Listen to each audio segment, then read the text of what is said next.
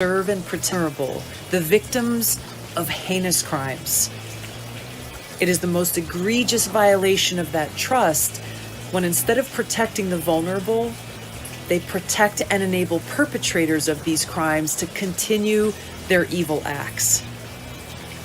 Now, the brave testimony that was given by Simone Biles, Allie Reisman, Michaela Maroney, and Maggie Nichols before the U.S. Senate yesterday was devastating and sickening.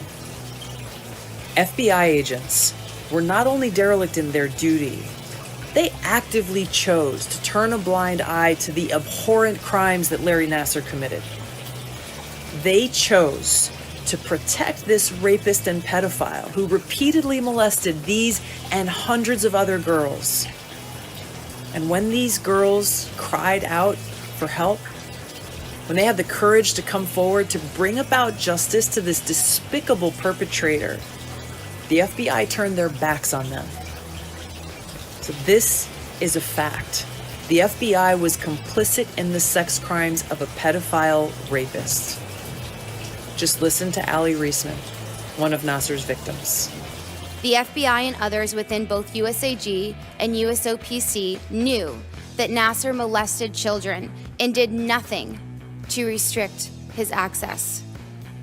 Steve Penny and any USAG employee could have walked a few steps to file a report with the Indiana Child Protective Services since they shared the same building.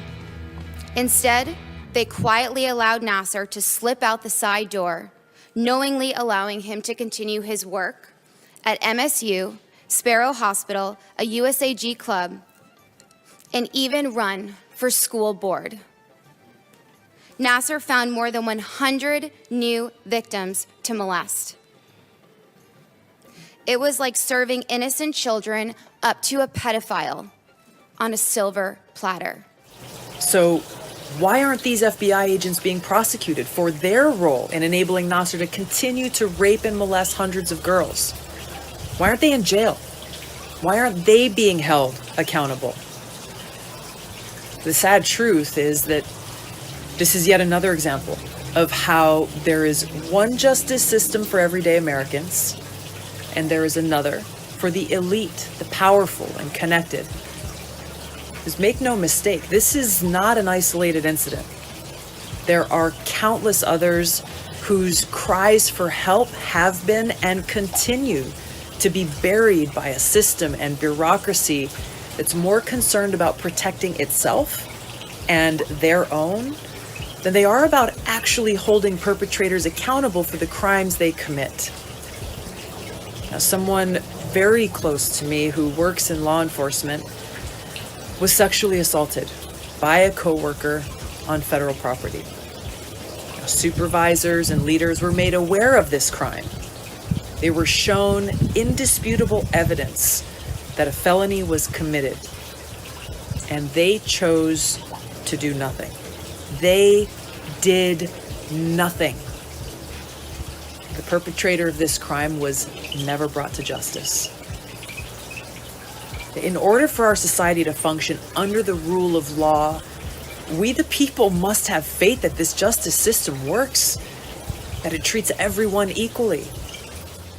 Unfortunately, that's not the reality in this country today. Our justice system is broken, and it must be fixed so that we the people can truly have faith that no one is above the law, not law enforcement, not the politicians, not the rich or the powerful or connected. They should be held to the same standard as every other American. These FBI agents should be prosecuted and imprisoned for the crimes that they committed. I encourage you to listen to the testimony of Simone Biles and the other victims of Larry Nassar and the FBI, as they speak for countless others whose voices have not been heard. I sit before you today to raise my voice so that no little girl must endure what I, the athletes at this table, and the countless others who needlessly suffered under Nassar's guise of medical treatment, which we continue to endure today. We suffered and continue to suffer because no one at FBI, USAG, or the USOPC did what was necessary to protect us. We have been failed, and we deserve answers. Nasser is where he belongs, but those who enabled him deserve to be held accountable. If they are not, I am convinced that this will continue to happen to others across Olympic sports. In reviewing the OIG's report, it truly feels like the FBI turned a blind eye to us and went out of its way to help protect USAG and USOPC. A message needs to be sent. If you allow a predator to harm children, the consequences will be swift and severe. Enough is enough. As most of you are probably aware, I was molested by the U.S. Gymnastics national team and Olympic team doctor, Larry Nassar. And in actuality, he turned out to be more of a pedophile than he was a doctor. What I'm trying to bring to your attention today is something incredibly disturbing and illegal. After telling my entire story of abuse to the FBI in the summer of 2015, not only did the FBI not report my abuse, but when they eventually documented my report 17 months later, they made entirely false claims about what I said. After reading the Office of Inspector General's OIG report, I was shocked and deeply disappointed at this narrative they chose to fabricate.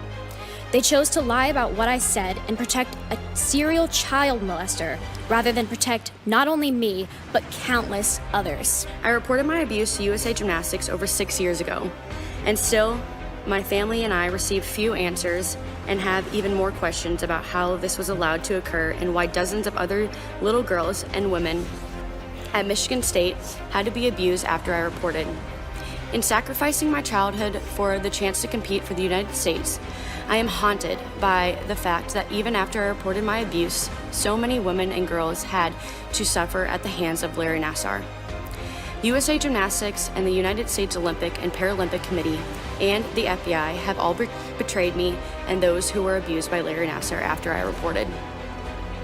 The cover-up of my abuse and the FBI's failure to interview me for more than a year after my complaint are well documented in the OIG report. After I reported my abuse to USA Gymnastics, my family and I were told by their former president, Steve Penny, to keep quiet and not say anything that could hurt the FBI investigation. We now know there was no real FBI investigation occurring. While my complaints with the FBI, Larry Nassar continued to abuse women and girls.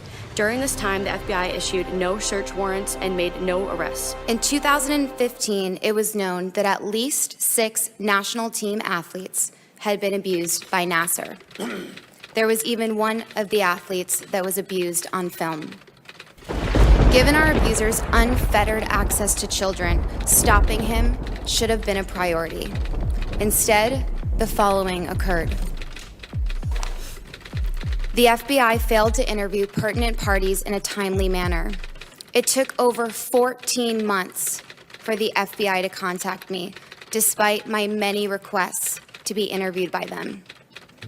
The records established that Steve Penny, FBI agent Jay Abbott, and their subordinates worked to conceal Nassar's crimes. Steve Penny arranged with the FBI to conduct my interview at the Olympic Training Center, where I was under the control and observation of USA Gymnastics and the United States Olympic and Paralympic Committee. The day of my interview, Steve Penny flew to the Olympic Training Center, and he made sure I was aware he was there. I felt pressured by the FBI to consent to Nassar's plea deal. The agent diminished the significance of my abuse. It made me feel my criminal case wasn't worth pursuing. Special agent in charge of investigating Nassar met Steve Penny for beers to discuss job opportunities in the Olympic movement. And we are thankful that the Senate gave these victims the opportunity to share their heartbreaking stories of abuse. But they need to do more. They need to use their power and position to ensure that those complicit in these crimes are brought to justice. If they don't, they're basically sending a message to pedophiles throughout the country, especially those who have some power or influence, that they will never have to pay for the crimes that they commit against our children.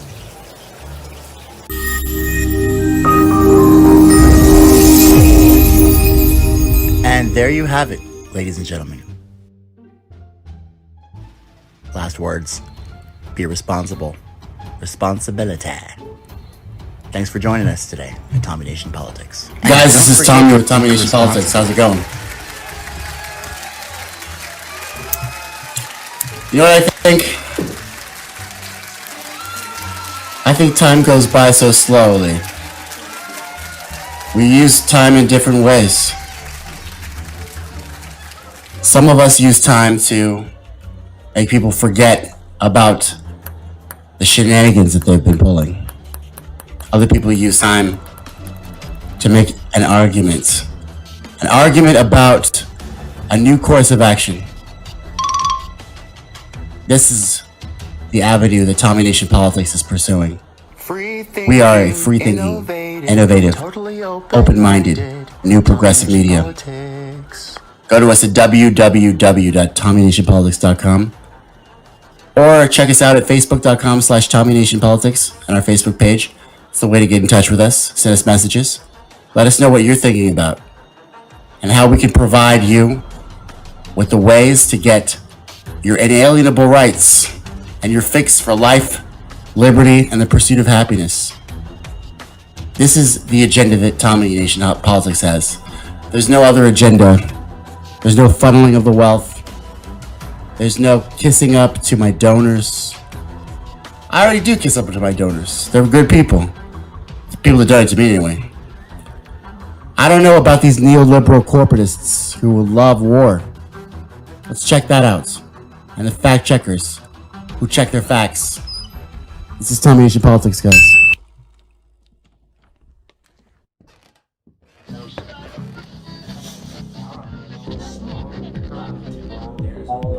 Hey guys, this is Tommy with Tommy Nation Politics. How's everyone doing today? Tommy Nation Politics.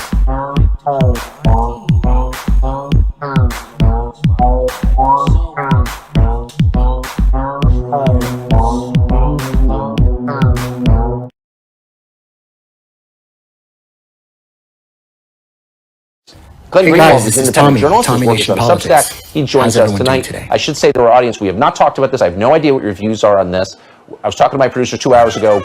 Let's just get Glenn Greenwald. He's smart. Maybe he'll know what the hell's going on. Because I don't, but something is. What do you think is happening? Well, first of all, on the question of Biden's capabilities, I think it's worth recalling that throughout 2019, leading Democrats were the ones on that station, on MSNBC, in the press, were constantly warning that Biden's cognitive decline was obvious because they were worried he would get the nomination and not be able to withstand the rigors of the election. And he was lucky that the pandemic happened and he was able to hide in his basement. So that has been a narrative that came from the Democratic Party, and obviously it's worsened over the last 2 years. But I actually think that one of the things that's going on here is obviously the corporate wing of the media, the liberal corporate wing, is liberal. They're attached to the Democratic Party, but with one exception, which is they really do believe constantly in militarism and war. Their closest relationships in the media are with the CIA, are with the Pentagon, are with the national security state. They constantly cheer for war. They constantly want more war. And I think that they don't care about things like crises at the border or inflation or joblessness, none of which affects them. I do think, though, that they're deeply offended when they see America greatness as they perceive it falling and failing. And these kinds of images are ones Americans are not accustomed to seeing, losing to what is essentially a primitive fighting force in the most humiliating manner possible. So I think that it offends their ideology, which believes in militarism, which constantly cheers for war. And I think they're being told by a lot of their sources in the military, in the CIA, who they revere the most and who did not want withdrawal. Remember, Tucker, when Trump tried to withdraw from Afghanistan, the CIA invented a lie that Russians had placed bounties on the heads of American soldiers and leaked it to the New York Times to prevent Trump from leaving. A lot of official Washington doesn't want this withdrawal, and they didn't want it with Trump, they didn't want it with Biden, and I think a lot of the anger is coming from that. So I was fervently in favor of withdrawing. I'm grateful that we did withdraw. I'm just offended by the incompetence and humiliation that accompanied it. What you're saying is that we imagined CNN was controlled by the DNC. In fact, it's controlled by the CIA. Exactly. And I mean, they're certainly the two are kind of the same usually, right? I mean, over the past 5 years, there's been a merger between the Democratic Party and the CIA. If you look at polling, Democratic voters revere the CIA, revere the FBI. It's Republicans who are skeptical of the deep state as a result of the Trump years. But I do think that's part of it. But I also think, and this is key, is that the Biden plan to withdraw from Afghanistan was founded and based in a lie from the beginning, which is he kept saying that the Afghan National Security Forces were strong enough to withstand the Taliban attack and would hold them off, and that it would be almost impossible for the Taliban to take over the whole country. Had he been truthful with the American people that once we withdrew, the Taliban would take over, I think the reaction would have been a lot different. I think they believed him and they feel betrayed as well by what they told him. I completely agree with that. He said the other day in an interview with ABC, he says, it's ugly when you leave. And I think most, including me, I would buy that completely. It was the lying that was so infuriating. It's interesting, though. I mean, I've never, and you've covered politics at least as long as I have, I've never seen like a cabinet secretary or his spokesman contradict the president on something meaningful like this repeatedly. What is that? You know, I mean, look, a lot of this is speculative, right? We don't have access to Biden's medical records. We're not able to examine him. We're not competent medical or psychological professionals. But if you look at Joe Biden, I don't believe anyone who says that they don't see clear signs of cognitive decline. I see the comfort in the faces of Kamala Harris and Secretary Blinken when they're standing behind him. Everything that he says seems very fragile. It's almost like you can see the levers of his brain kind of slowing down and not really working well. And so half the time that he says stuff, it's left to the rest of the administration to go and clean it up. I find it uncomfortable to watch the President of the United States speak. And of course, his own aides feel the same way. Yeah, I disagree with him, of course. But I feel sorry for him every time I see him. I'm just being honest. I feel sorry for him every single time because it's awful to watch. It's like I appreciate you. That's how it feels to me, and his family knew. That's true. It's not speculation. That's true. I don't know why this was allowed to happen. Glenn Greenwald, thank you very much.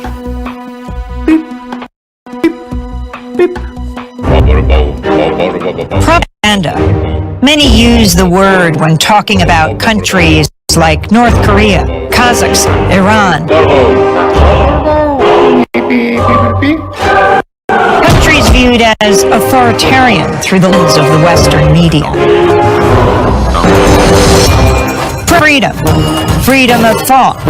People use those terms when talking about countries like the United States, France, Australia, democracies. In 1988, Noam Chomsky co-authored a book with Edward Herman called Manufacturing Consent. It blasted apart the notion that media acts as a check on political power, that media inform the public, serve the public, so that we can better engage in the political process. In fact, media manufacture our consent. They tell us what those in power need them to tell us so we can fall in line. Democracy is staged with the help of media that work as propaganda machines. Media operate through 5 filters. The first has to do with ownership. Mass media firms are big corporations. Often they're part of even bigger conglomerates. Their endgame, profit. And so it's in their interest to push for whatever guarantees that profit. Critical journalism takes second place to the needs and interests of the corporation.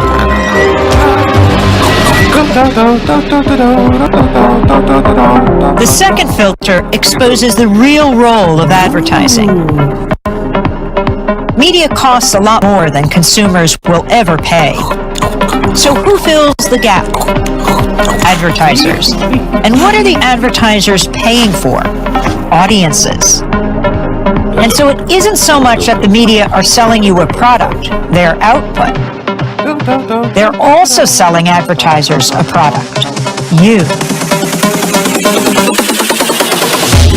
How does the establishment manage the media? That's the third filter.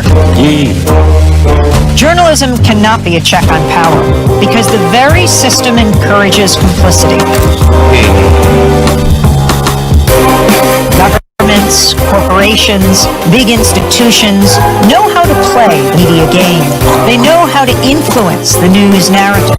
They feed media scoops, official accounts, interviews with the experts. They make themselves crucial to the process of journalism. So those in power and those who report on them are in bed with each other. If you want to challenge power, you'll be pushed to the margins. Your name won't be down. You won't be getting in. You've lost your access. You've lost the story. When the media, journalists, whistleblowers, sources, stray away from the consensus, they get flat. That's the fourth filter. When the story is inconvenient for the powers that be, you'll see the flak machine in action, discrediting sources, trashing stories, and diverting the conversation.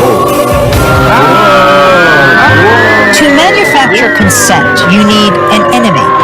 That common enemy is the fifth filter.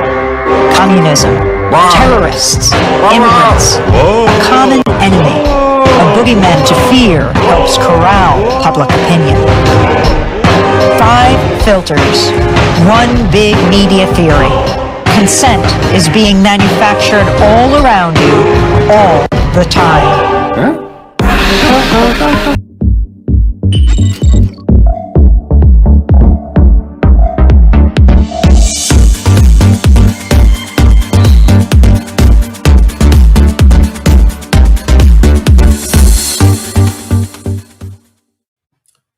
Hi guys, this is Tommy with Tommy Nation Politics. How's everyone doing today?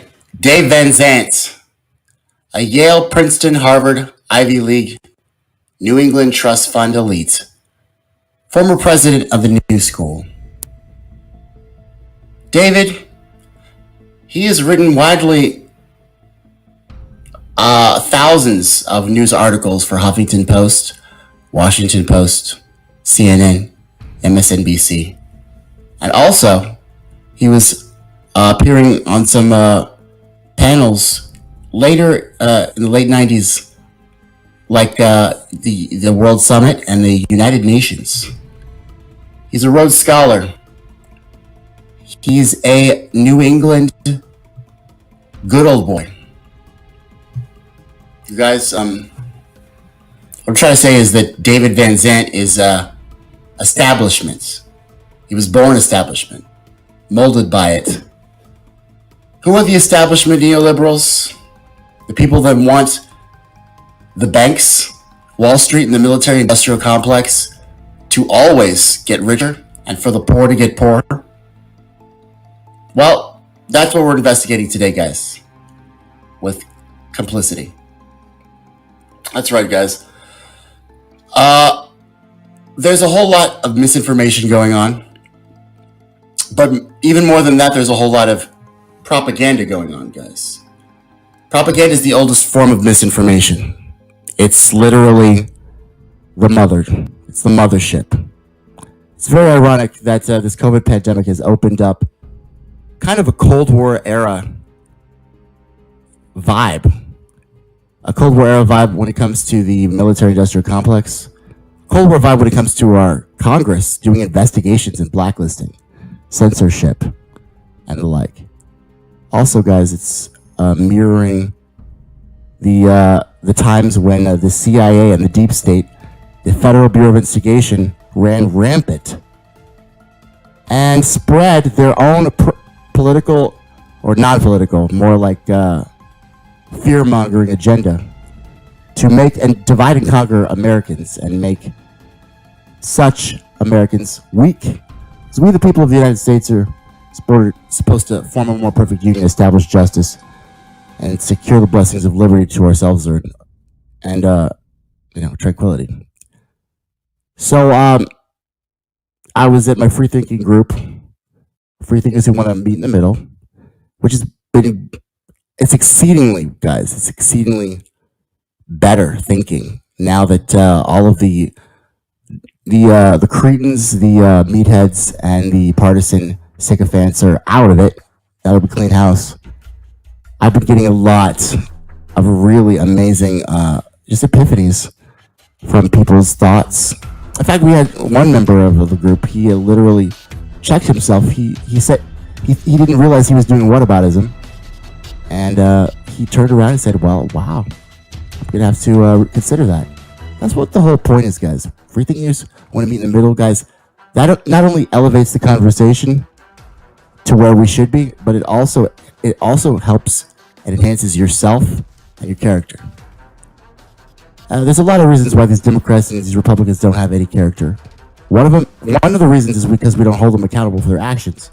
The other reason is because they've never had to in the first place.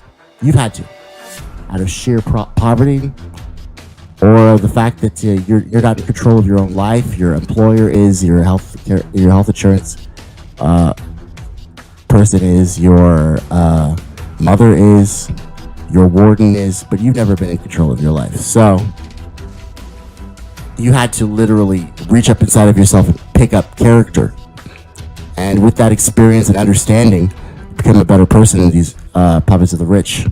These puppets of the rich only know one thing, guys: funneling the wealth to their donors, and they'll do it by any means necessary.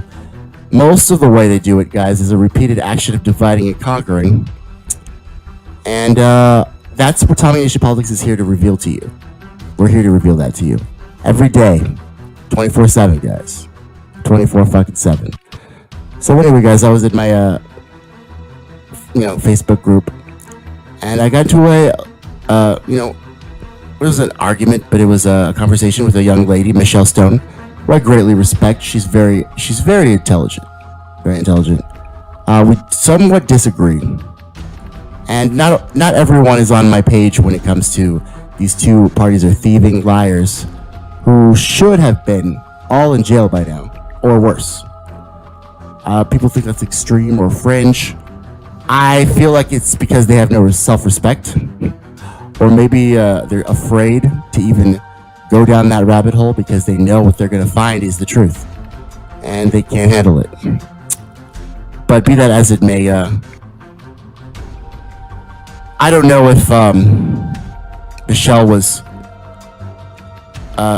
she was standing up for this think tank or this website from David Van Zandt, but she was quoting the media bias fact checkers. That's mediabiasfactcheck.com. Overall, we rate Judicial Watch questionable based on extreme right-wing bias, promotion of conspiracy theories, and abysmal fact-checking records. So right off the bat, guys, this fact check seems to be bias. What bias words come out to you when you are reading a fact-checking quote from mediabiasfactcheck.com? Extreme right-wing bias. So right-wing, that seems to be an assumption. Abysmal fact-checking record. Abysmal, guys. Abysmal's in English, there's nouns, pronouns, verbs, and adjectives and adverbs. Abysmal is an adjective. Abysmal is used to describe a noun or a verb. Good. Adjectives are very flexible like that. In any case, abysmal is a opinion. And so right here in this quote that Michelle gave me, abysmal fact-checking record. Well, if you were a fact checker, would you use an adjective to describe something? It's a very interesting question. I didn't get down that rabbit hole because at the moment, what my point was I don't really care about debating arguments. I think the only way to solve bad speech is more speech. I don't believe in censorship, and I don't believe in totalitarian, authoritarian government expansion. I believe in life, liberty, and the pursuit of happiness. I am an American, even though I'm on the left wing. And so these are the common bonds that bind us all together, guys. But these fact checkers, guys, they don't seem to think so. And it's because they're in something George Carlin described as the big club. So Michelle pointed out to me, did you read the article? They actually show claims by which publications have been proven false. Yes, people are proven false. Some people by accident are wrong. Some people are liars. All men are created equal in this Constitution, and so if you're right so many times, well, you don't get the benefit of the doubt with me because all men are created equal, and you should continue to be right because being right is what we strive to be. especially if you're a professional journalist. But it doesn't mean you have any power over anyone, and it doesn't mean that your word is better than anyone else's. Judicial Watch can have the opportunity to grow and learn as a human being, and expand and stop with their right-wing bias or abysmal fact-checking record. And they have the opportunity to be heard, and they have the opportunity to be believed unless their argument's debunked or proven false, and that's completely fine. And I think Michelle and I both agree on the fact that debunking a false argument or a wrong argument is a good thing. It's a good thing to do. So, anyway, when we had this conversation, I said, don't you know that these anchors are all fired? These fact checkers are all fired news anchors from cable news. Kind of joking, but at the same time, I do have that realization that all of these people during 2008 were in the banking crisis, and they were all telling us about how we should definitely bail out Wall Street and the banks and Fannie Mae and Freddie Mac, and we did. So they are the actual makers of the conventional wisdom and the social norms, and they are what Noam Chomsky described as the mass media manufacturing consent. Manufacturing consent means making excuses. Making an excuse, guys. Making an excuse for what? The military-industrial complex, banks, or Wall Street. Just like we heard the excuses about Wall Street in 2008, just like we heard the excuses about Afghanistan from Obama in 2012, just like we heard the excuses even now when you're watching that Taliban report, guys. It's amazing, guys. It's so fucking amazing how these people literally manipulate the truth to run their narrative. And by the way, they do like Biden. They got Biden into office. They got Kamala right by his side. Kamala, who allowed Steve Mnuchin to foreclose on homes during a recession. He became the Treasury Secretary. Now she's right up in the second seat of power. So that brings me back to Big Club. And one of the biggest players, guys, is a scholar of education,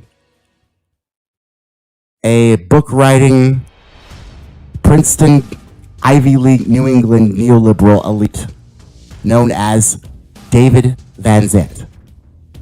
So, he's got a communications degree in Harvard.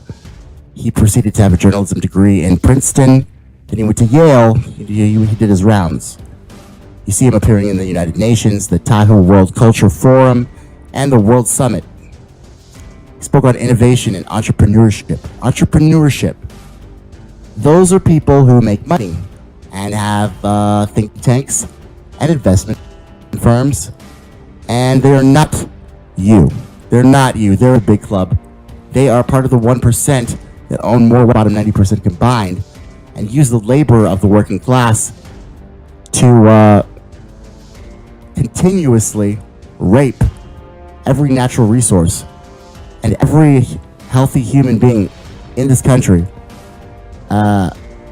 or incarcerate them, either one. So he got a PhD in sociology from the London School of Economics. So he's got a doctorate in economics, guys, which is, to me, a theory, a conspiracy theory.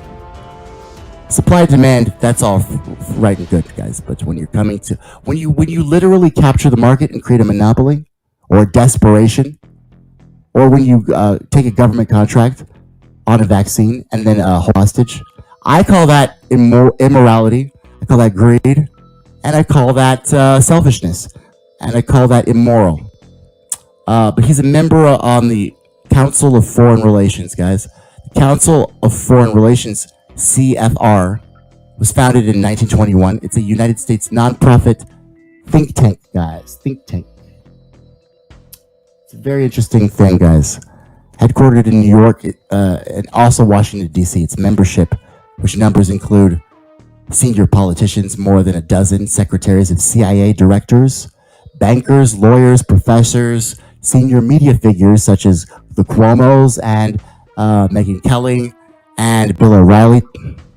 So, guys, Today we're going to talk about the mass media communication, the propaganda technique. We're going to talk about censorship, or more specifically, we're going to talk about these technological companies like Facebook, YouTube, and Twitter in particular that have enacted policies in respect of the COVID-19 pandemic outbreak and the coronavirus, and how it's now affecting the way us as a country, us people, discuss these things, and exactly what they're doing and why, in my opinion, it's so problematic for having discourse in a modern society, or even living with your fellow countrymen and remembering that out of many one.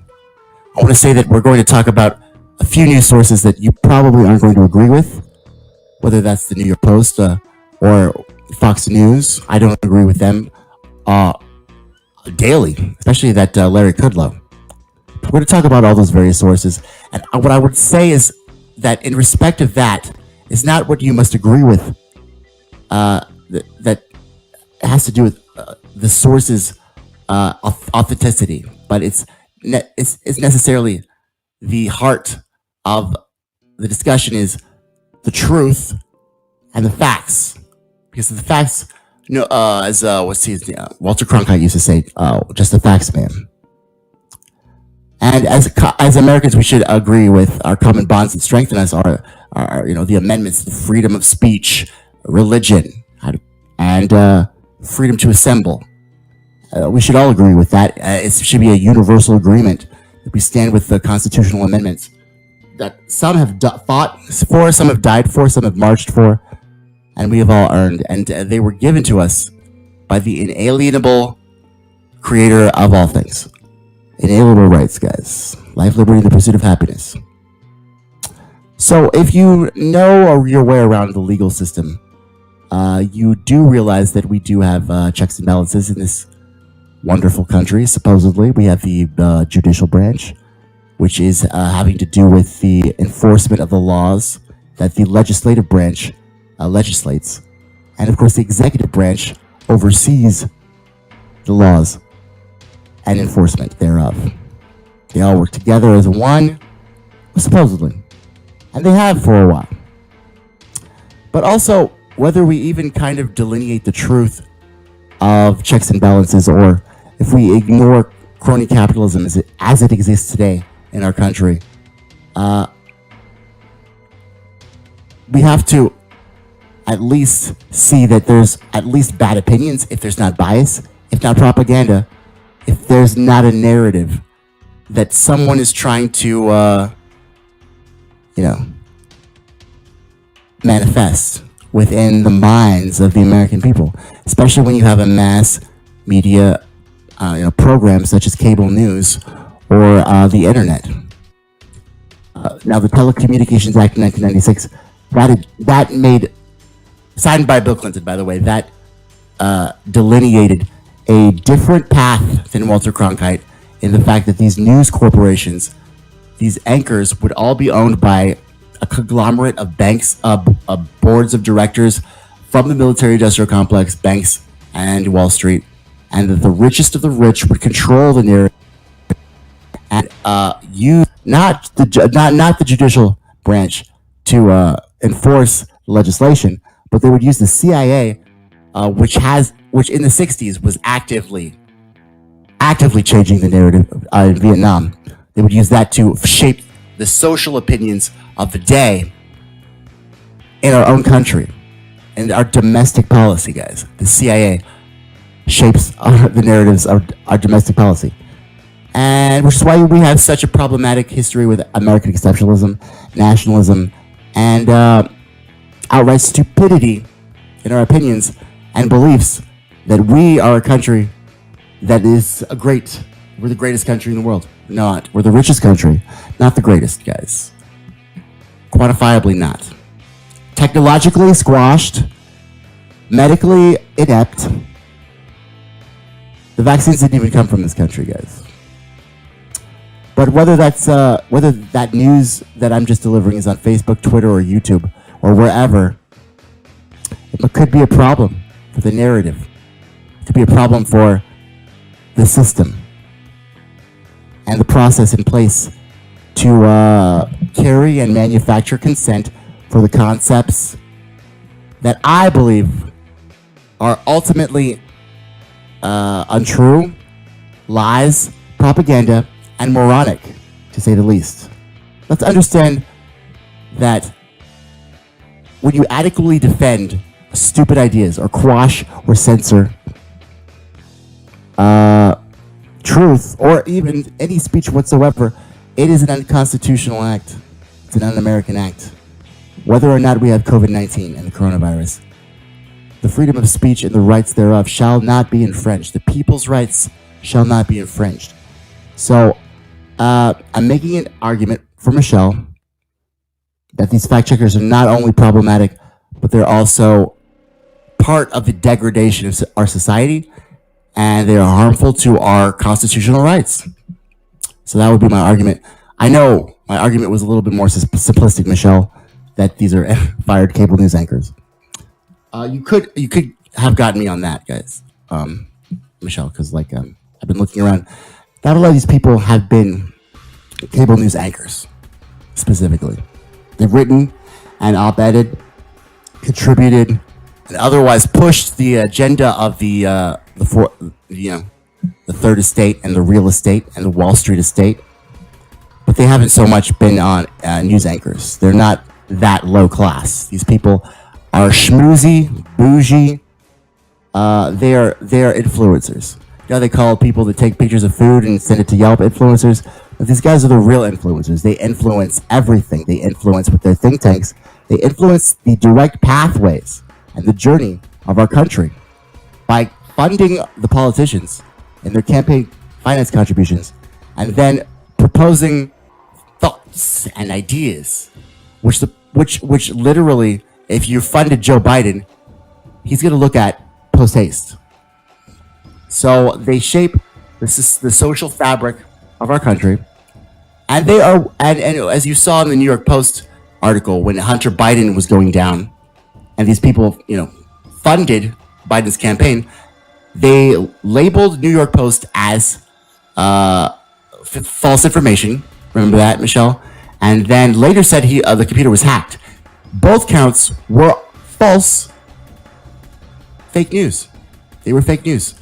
The laptop was not hacked, and the information was proved to be accurate because the source, which was Hunter Biden's laptop.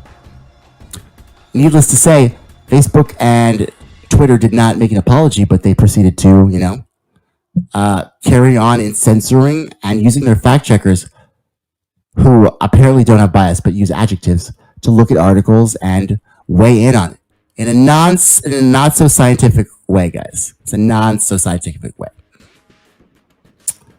So opinion pieces are good, op-eds are good.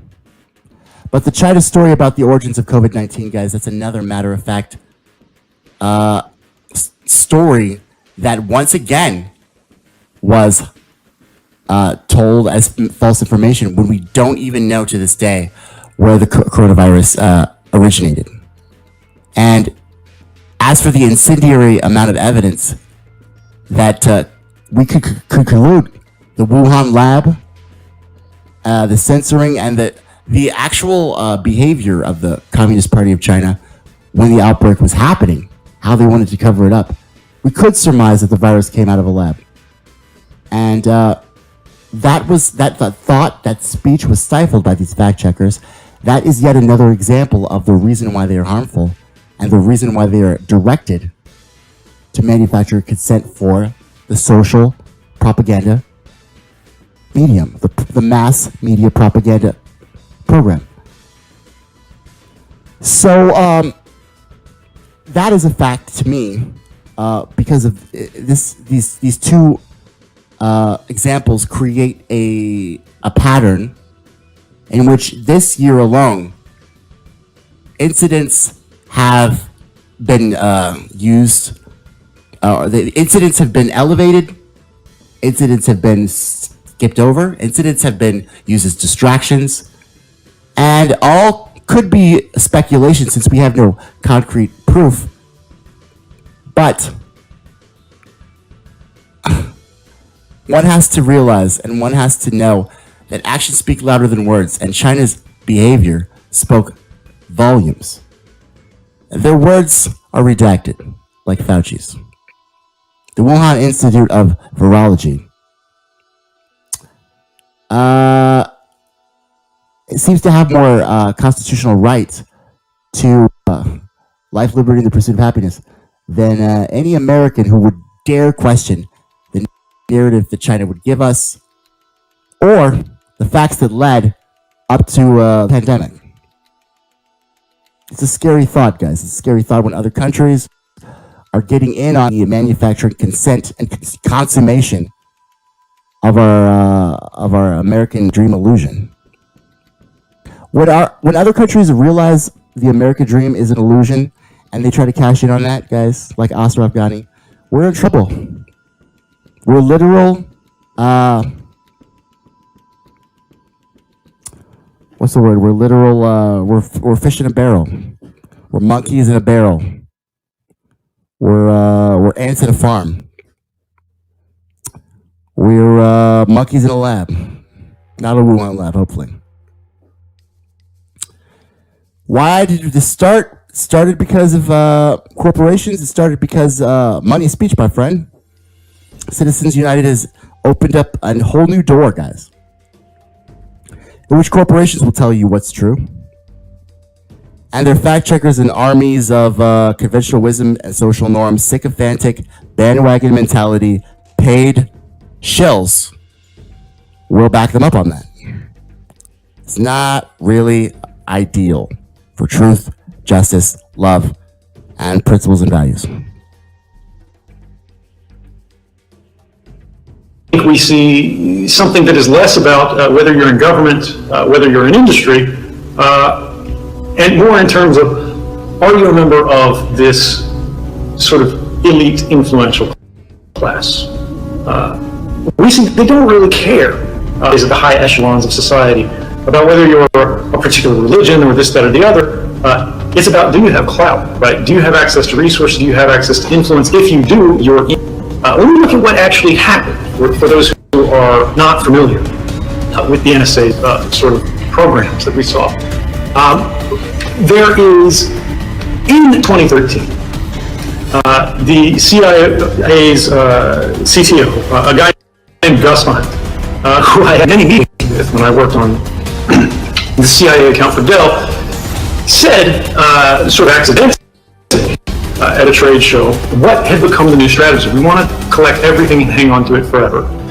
When you think about these digital domain companies, it's not about competition with them. It's about co-opting them and indoctrinating them. And we see this quite clearly when we look at the timeline of what are called PRISM partners. These are, of course, the largest internet companies in the United States that voluntarily began providing the government with access to their customers' records beyond what the law required. And you see there's a very clear timeline where each of these guys was targeted on the basis of their impact and their influence in sort of the internet economy and infrastructure. And it goes on and on and on. It wasn't just the providers themselves, right? It's also, this is called upstream collection. I know you can't see it very well, but this is a slide that was the first public mention of it. Upstream communication is your communications, not just going to Facebook specifically or Google specifically, but going anywhere as it crosses internet service providers, as it crosses telecommunications companies. Groups like Fairview, like Blarney, these are the CIA code names for groups like AT&T and Verizon. And the question is, what was sort of happening with this type of information, this type of material? Excuse me, I'm just trying to find a particular slide here. What was the usefulness of this and why was it happening? In many cases, it was actually profit-driven. The government said, look, we'll reimburse costs, we'll provide a new line of business, we'll shelter you from liability claims. This was the central argument in surveillance reform 2008. It was pushed through in response to the Bush warrantless wiretapping program. AT&T had basically been unconstitutionally spying on everybody in the United States and around the world, secretly on behalf of the government. Not just post 9/11 era, but, you know, it existed. But that's a felony in the United States and also has civil penalties. So their customers could now sue them for the largest corporate damages in history. But in 2008, they got a new law called the Protect America Act, which should have been a red flag for everybody, that gave them retro immunity. It said for all the laws they had already broken, the government would be sure they could not be sued. Shortly thereafter, the AT&T changed their program. You see here the reference, second paragraph is July 2008, which is related to the passage of bill, where they had been collecting everything you had done on their infrastructure and stored records of it going back to 1987. If you're an AT&T customer, you've always been an AT&T customer, and you're younger, you were born in 1987 or after, everything you've ever sent, they have a copy of. They still have a copy of. And they're beginning to sell this to the government as a service, right, without requiring a warrant, lower standards of sharing, simple subpoena authorities and things like that. This is getting the legalism that, we don't need to drill down into. But the idea here is, it's not about competition. It's about collaboration. These guys see themselves, in large part, as all players on the same team for influence and control. So on Wednesday, Jack Keane made one of his many appearances this week on cable news, helping viewers sort through the disorienting situation in Kabul in the wake of the Taliban takeover of the country. Here's how Keane was introduced for his segment. General Jack Keane, retired four-star U.S. Army general, Fox News senior strategic analyst, and chair of the Institute for the Study of War. Retired four-star general, a good source on questions of military strategy for sure. Let's hear his take. I think the administration made a terrible mistake in pulling our troops out and giving the Taliban the opportunity to take the country over, and now we're going to inherit an epicenter of radical Islam right inside of Afghanistan. It's going to become a more dangerous place, threatening America, and the world's a more dangerous place. Earlier in the week, he'd attacked the withdrawal plan as embarrassing and ill-conceived. And we should have extended our withdrawal out until sometime next year to get all of that done. What neither Keane nor the host mentioned to the audience is that he has more than merely a patriotic interest in the continued occupation. Keane, a former board member at weapons maker General Dynamics, is executive chairman of AM General, the company that makes Humvees. He also sits on the board of Kyalum Technologies, which manufactures military chem lights and other technology deployed on the battlefield in Afghanistan. Keane was just one of a parade of ex-military officials who appeared on air this week to castigate the Biden administration for its withdrawal or for the way it was carried out. Yet despite being described to their respective audiences by their time in the military, cable anchors universally skipped over their current professional occupations as representatives of the defense industry, which has seen extraordinary profits from the 20-year occupation of Afghanistan. Among the other talking heads taking either to cable or to op-ed pages without disclosing their defense industry ties were David Petraeus, Rebecca Grant, Richard Haas, and Condoleezza Rice. There are plenty of others, but this show is on early and it was getting late last night. It's not hard to find them. Just watch for a general or some other national security expert and Google them, then click a few layers deeper and you'll find their ties to the military-industrial complex. David Petraeus, the retired four-star general who leaked classified information to his mistress and biographer, is a partner at KKR, a global private equity firm with assets in the defense secretary. In early 2020, KKR bought Novari Group, a corporation holding a growing number of aerospace manufacturers. He called the withdrawal a, quote, Dunkirk moment on Fox News, and he told the BBC, "We should literally reverse the decision," adding, "I feared we would come to regret the decision, and we already are. There's no good outcome unless the United States and its allies recognize that we made a serious mistake." Richard Haas, described on MSNBC as the president of the Council on Foreign Relations, questioned the decision to withdraw, as well as leveling criticism at the way it was handled. To me, the first order question is why the policy? But then, as we used to teach when I taught in the School of Government, a lot of life is implementation or execution. So even when I think an incorrect policy was selected here by the president, obviously against many of the advice he was receiving from the military and others, why it wasn't carried out better? Well, yeah, that'll be the stuff of history books and investigations for some time to come. Haas did not mention that he sits on the board of investment firm Lazard, which, quote, actively serves companies in the industrial sector, including aerospace and defense. David Van Zandt, behind everything, every neoliberal, legal, academic, American venture. Dean of Northwest, the New School. We actually have writer, business associate, property manager, assumptions for issues what the other is saying. Marketer, in a way, commander in chief back of listening the to this episode of entrepreneurship, conventional wisdom, social norms, the view, rugged American individualist spirit. When it's that has over $100 million because it's an opinion piece. And what about that Hunter Biden laptop story? Why was that flagged? Even though the false information was that Hunter Biden was hacked. He gave up that computer willingly. He gave it up willingly. That's not being hacked. So, fact checkers decided that this was not a valid opinion. I had to share, if you try, that story, you'd get flagged false information.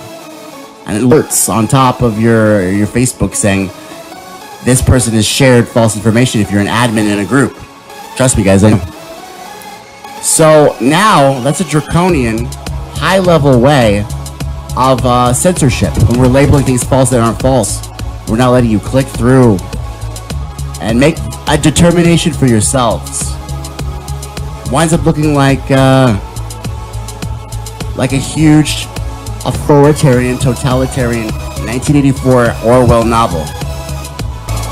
And the Oceania Thought Police. A log in your own eye? Certainly on the margins, if some people aren't going to take the next step, they're actually going to believe or trust in the government or the fact checkers for information.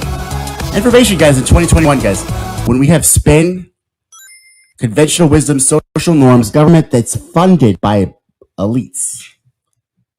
And we're going to believe what these puppets of the rich and their fucking friends say. It's weird as fuck, bro. I don't get it, man. I don't get it. It's Joe Biden. He's hilarious. Not as hilarious as Trump, but he's hilarious by accident. These fact checkers, guys, they're just another cog in a wheel of neoliberal policies. They're not truth. And they're pretenders of principles and values. They stand for nothing. And they're liars. Joe Biden's a liar. He lied to you about everything that was happening. I knew he was lying, but at least it worked out in my favor that he got out, or he finally got out of Afghanistan. Something that Donald Trump didn't do. And something that Barack Obama was too weak to do. So I give Joe Biden credit. Even though he's a lying, racist, sick, dementia-riddled old man, he scores one on the board. On the board, Joe Biden. Field goal. That is good. All right, guys. Next week, we've got part 2, compliance and complicity. Stay tuned, and remember, if you're thinking innovative and totally open-minded. Thanks, Michelle, for your topic. This is really good. I'm still deep digging into this shit. Let me know if you want to help. I could use an intelligent, challenging person like you on the show. Always. Common good. Common bonds. Tommy Nation Politics. Hey guys, this is Tommy with Tommy Nation Politics. How's everyone doing today?